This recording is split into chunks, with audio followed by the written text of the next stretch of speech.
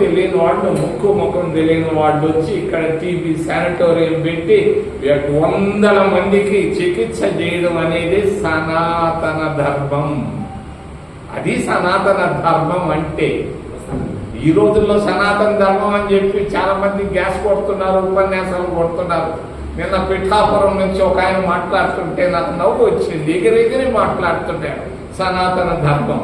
సనాతన ధర్మం అంటే టీబీ శానిటోరియం, బీటీ కాలేజ్, ఇవన్నీ ప్రారంభించిన వాళ్ళు సనాతన ధర్మాన్ని పాటించారు భారతదేశంలో.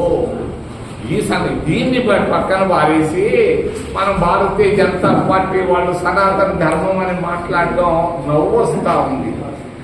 దాన్ని పక్కన పారేసి మరి సనాతన ధర్మం అంటే ఆ గంగానదిలో పోయి మునిగేసి రావడం, అయోధ్యలో దండం పెట్టడం కాదు. ఇది సనాతన ధర్మం అంటే. దాన్ని గురించి మాట్లాడకుండా నిన్నున్నటువంటి ఒక ఆయన పాపం ఆయన చెప్తా ఉన్నాడు, లేచాను, నిలబడ్డాను, పైకి వచ్చానని. ఏమి లేచావు, ఏం నిలబడ్డావు, ఏం పైకి వచ్చావు నువ్వు? ఏం జరిగింది? ఆ రోజు ఉన్నటువంటి ముఖ్యమంత్రిని చూసి భయపడి చంద్రబాబు నాయుడికి, పవన్ కళ్యాణ్ ఓట్లు వేశారు. మరి 100% స్ట్రైక్ రేట్ కాదది.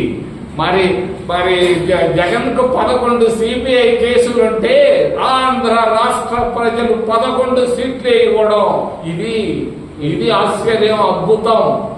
దీనివల్ల మీరు గెలిచారే కానీ మీరు అనుకోవచ్చు మిమ్మల్ని చూసి ఓట్లు వేశారు. మిమ్మల్ని చూసి ఓట్లు పడలేదు. మా ఫ్రెండ్ రాజశేఖర రెడ్డి కుమారుడు చూసి భయపడి ఉన్న భూములు పెరుగుకుంటాడేమోనని ఓట్లు వేశారు చంద్రబాబు నాయుడికి, కూటమి ప్రభుత్వాలకని తెలియజేస్తూ